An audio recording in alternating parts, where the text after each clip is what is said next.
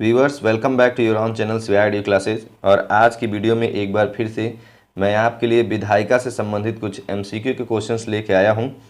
तो आइए वीडियो को शुरू करते हैं। और सबसे पहला क्वेश्चन है, भारत की संसद के संदर्भ में निम्नलिखित में से कौन सी संसदीय समिति इसकी समीक्षा करती है और सदन को सूचित करती है कि जो विनिमय, नियम, उपनियम, उपविधि आदि बनाने की शक्तियाँ संविधान द्वारा प्रदत्त हैं या संविधान द्वारा प्रत्यायोजित हैं, उनका कार्यपालिका द्वारा इन प्रत्यायोजनों यानी डेलीगेशन की परिधि के भीतर उचित प्रयोग हो रहा है।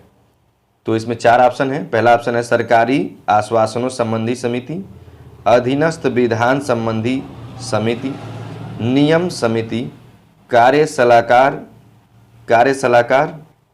यानी बिजनेस एडवाइजरी समिति। आईएएस 2018 में ये पूछा गया क्वेश्चन है। तो can you guess which one will correct answer for this question? बिल्कुल बी ऑप्शन जो है करेक्ट हो जाएगा, अधीनस्थ विधान संबंधी समिति।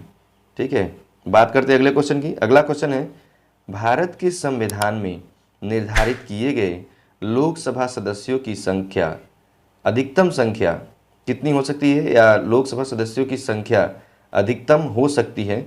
चार ऑप्शन आपके पास हैं, 547, 545, 552, इनमें से कोई नहीं।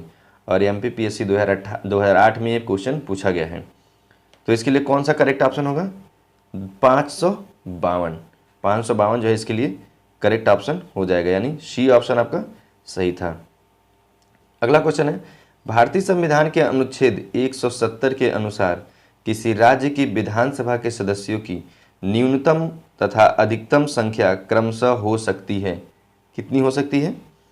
40 तथा 400, 50 तथा 450, 50 तथा 500, 60 तथा 500।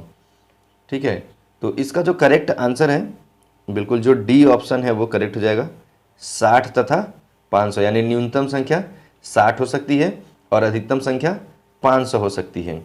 फिर अगला क्वेश्चन है, वर्तमान लोकसभा में प्रत्येक राज्य के लिए स्थानों का आवंटन आधारित है।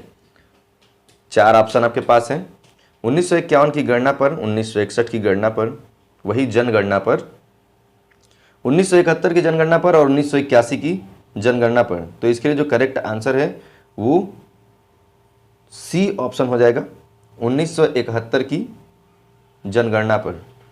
ठीक है, बात करेंगे अगले क्वेश्चन की। लोकसभा में राज्यों को किस आधार पर सीटें आवंटित होती हैं? जनसंख्या के आधार पर, क्षेत्रफल के आधार पर, भाषा के आधार पर और गरीबी के आधार पर। ये चार विकल्प आपके पास हैं। तो बिल्कुल ए ऑप्शन इसका सही हो जाएगा, यानी जनसंख्या के आधार पर लोकसभा में राज्यों को सीटें आवंटित की जाती हैं। अगला क्वेश्चन है, किस राज्य में अनुसूचित जाति तथा अनुसूचित जनजाति के लिए लोकसभा में आरक्षण नहीं है? तो अरुणाचल प्रदेश में, जम्मू कश्मीर में, मेघालय में और उपर्युक्त सभी में। ये चार ऑप्शन आपके पास हैं। बिल्कुल डी जो है इसका करेक्ट आंसर हो जाएगा, यानी सभी राज्यों में जो है अनुसूचित जाति तथा अनुसूचित जनजाति के लिए लोकसभा में आरक्षण नहीं है। चलिए बात करते हैं अगले क्वेश्चन की। और अगला क्वेश्चन है, लोकसभा में अनुसूचित जनजातियों के लिए निम्न में से किस राज्य में सर्वाधिक आरक्षित सीटें हैं? मध्य प्रदेश, बिहार, गुजरात, उत्तर प्रदेश। और इसके लिए भी ये चार विकल्प थे। तो इसमें से ए ऑप्शन जो है करेक्ट हो जाएगा, यानी मध्य प्रदेश।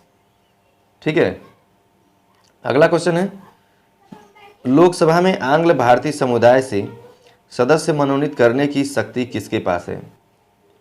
ठीक है, अल्पसंख्यक, प्रधानमंत्री, राष्ट्रपति, उपराष्ट्रपति। चार ऑप्शन आपके पास हैं। तो इसमें से बिल्कुल करेक्ट ऑप्शन जो है वो सी हो जाएगा, राष्ट्रपति के पास जो है लोकसभा में, ठीक है, और राज्यसभा में सदस्यों को मनोनीत करने की शक्ति प्राप्त है। ठीक है, या राष्ट्रपति के पास होती है। अगला क्वेश्चन है, राज्य विधानसभाओं में आंग्ल भारतीय समुदाय के लिए प्रतिनिधित्व का प्रावधान संविधान के किस अनुच्छेद द्वारा किया गया है? चार ऑप्शन, अनुच्छेद 332, 331, 330 और फिर अनुच्छेद 333। तो कौन सा करेक्ट होगा?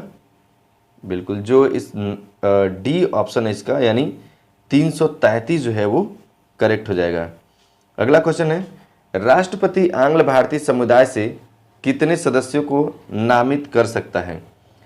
यदि उसकी राय है कि लोकसभा में इस समुदाय का पर्याप्त प्रतिनिधित्व नहीं है तो वह कितने सदस्यों को नामित कर सकता है? ठीक है, अब इसके लिए जो है आपके पास 4 ऑप्शन है, 3, 5, 1, 2। कितने? बिल्कुल 2 ऑप्शन जो है, यानी डी ऑप्शन इसका करेक्ट हो जाएगा, यानी 2 सदस्यों को वो नामित कर सकता है। अगला क्वेश्चन है, लोकसभा को कार्यकाल पूरा होने से पहले भंग किया जा सकता है, किसके द्वारा?